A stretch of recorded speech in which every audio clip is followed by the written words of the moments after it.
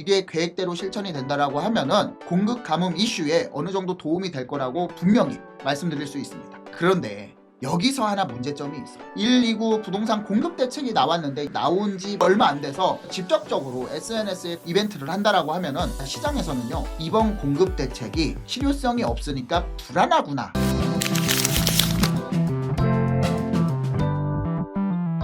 안녕하세요. 반갑습니다. 여러분들과 함께 부동산 투자의 시작을 설계하는 채널 이충민의 부말리입니다. 올해 들어서 첫 부동산 대책을 발표를 했습니다. 작년에 나왔던 97 공급 대책의 세 번째 후속 대책이라고 볼 수 있는데, 이번 대책이 가장 큰 이슈가 되는 것은 대규모 공급 계획입니다. 그래서 이 대책이 나온 이유와 그 다음에 이 대책으로서 부동산 시장은 어떻게 바뀔 것인가 한번 살펴보도록 하겠습니다. 지금 서울 수도권 부동산 시장은 굉장히 혼돈의 시기를 보내고 있습니다. 작년에 여러 가지 규제 대책이 나오고 37군데 구역이 3중 규제로 묶여 있음에도 불구하고 정고점을 돌파하는 그런 거래가 나오고 있고요. 작년에 나왔던 규제 대책으로 인해서 잠깐 주춤하던 그런 부동산 가격이 한두 달 사이에 다시 또 상승하는 모습, 이런 모습을 반복하기 때문에 정부에서도 국토부에서도 굉장히 지금 시장 상황을 혼란의 시국이다라고 정의를 하고 있습니다. 그래서 지금 대통령께서는 SNS를 통해서 연일 부동산에 대해서 강경한 입장을 발표를 하고 있죠. 1주택자, 거주자가 아닌 투자용으로 사는 비거주용 주택에 대해서도 이런 여러 가지 혜택을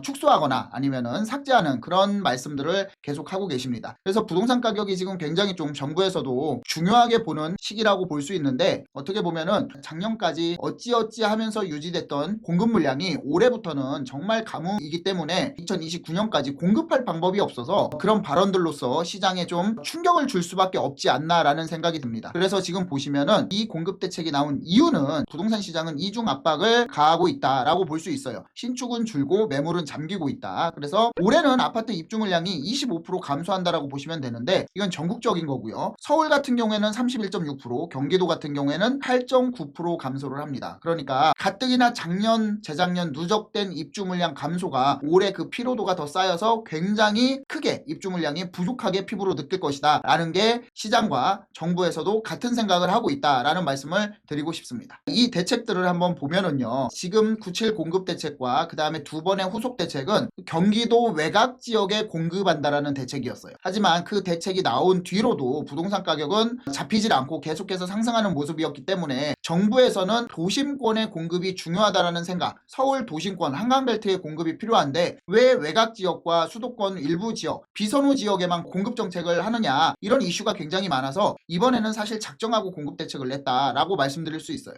전체 공급 물량을 봤을 때는 6만 호를 공급한다라는 계획입니다. 그것도 핵심 지역이에요. 용산 국제업무지구의 정비창 부지, 그 다음에 캠프킴 부지, 그 다음에 태릉CC 같은 굵직굵직한 지역이라고 볼 수 있는데, 한번 어느 지역에 어느 만큼 공급이 예정돼 있는지 한번 살펴보겠습니다. 도심권에는요, 청년층과 신혼부부 중심이에요. 6만 호를 공급을 한답니다. 용산 기계획 물량 제외하고 5만 2천 호 정도 되는데, 서울에는 3만 2천 호, 53%, 굉장히 많은 물량입니다. 그 다음에 경기도는 2만 8천 호, 이 중에서는요, 국유지에 대해서 47%, 공유지 5.7%, 공공기관 부지 2만 1,900호, 36.7%, 기타 10.6%입니다. 서울에는 26군데고요. 경기도도 18군데, 인천은 2곳이에요. 그래서 신도시급으로 6만 호 공급을 한다라고 발표를 했죠. 그래서 서울의 대표적인 지역들을 설명을 드리겠습니다. 용산구와 과천이 굉장히 이슈가 됐죠. 과천에 있는 경마장 부지 같은 경우는 생각도 못했었어요. 용산하고 남영역과 인접해 있는 역세권, 이 지역 같은 경우에 뭐가 있어요? 용산 국제업무지구가 있죠. 여기에 10,000호 정도 공급을 한다라고 합니다. 삼각지역 일대 캠프킴 부지가 있는데 여기 같은 경우에 2,500호 정도 공급을 한다라고 합니다. 그리고 500일 정보대에 여기에 150호 정도 공급을 하는 거고요. 과천 경마장과 방첩사령부가 이전을 해서 해당 부지에 9,800호를 공급한다라고 합니다. 이어서 노원구의 태릉CC죠. 여기 같은 경우에는 용산 정비창 부지와 국제업무지구와 그 다음에 태릉CC 같은 경우에 문재인 정부 때도 이제 시도를 했던 지역이에요. 근데 태릉CC 같은 경우에는 주민 반대, 그 다음에 정비창 부지 같은 경우에는 여러 가지 이슈 때문에 이제 추진을 못하고 취소되거나 축소됐는데 다시 지정을 해서 공공 물량을 공급하겠다라는 발표를 한 겁니다. 장기간 진척되지 못한 태릉 CC, 여기는 주민 갈등이 굉장히 심했던 지역이에요. 만세대 공급을 한다라고 했었는데 개발 사업을 세계유산 영향평가를 거쳐서 본격 추진한다라고 합니다. 여기에 10,000호 정도 공급을 하는 계획이 있고요. 판교 테크노밸리 및 성남시청과 인접한 우수 입지에 신규 공공택지를 6,300호를 공급한다라고 하니까 만약에 이 공급만 된다라고 하면은 정말 필요한 지역의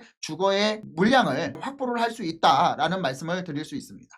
그러면 향후 추진 계획을 좀 살펴보면은요, 주택 공급 촉진 관계 장관 회의를 수시로 연다라고 합니다. 분명히 발표를 할 때 이걸로 끝나는 게 아니라 수시로 한 달에 한 번씩 모여서 관계부처 장관 회의를 해가지고 나오는 땅들이 있으면 무조건 지정을 해서 공급 발표를 수시로 하겠다라는 그런 취지로 인터뷰를 하셨죠. 관계 장관 회의를 통해서 신규 물량을 지속 발굴하는 한편 발표 부지에 대한 이행 일정 점검 및 조기화를 추진한다. 특히 기존 시설 이전이 필요한 부지는 2027년까지 이전 결정 및 착수 완료 가능토록 범부처가 역량을 결집해 추진 상황 집중 관리를 하겠다. 방첩사라든가 아니면은 과청 경마장이라든가 이런 것들은 전부 다 이전이 필요한 지역들이기 때문에 범부처의 역량을 최대한 결집해서 빠르게 27년까지 이전 결정을 하고 착수를 완료하겠다라는 계획입니다. 가장 중요한 건 주택에 있어서 서울 아파트, 서울 주택, 경기도, 수도권의 주택은 우리에게 필요한 건 지금 스피드입니다. 왜냐하면 2029년까지 실질적으로 공급 계획은 많이 잡혀 있지만 2029년까지 실질적으로 입주할 수 있는 물량이 없어요.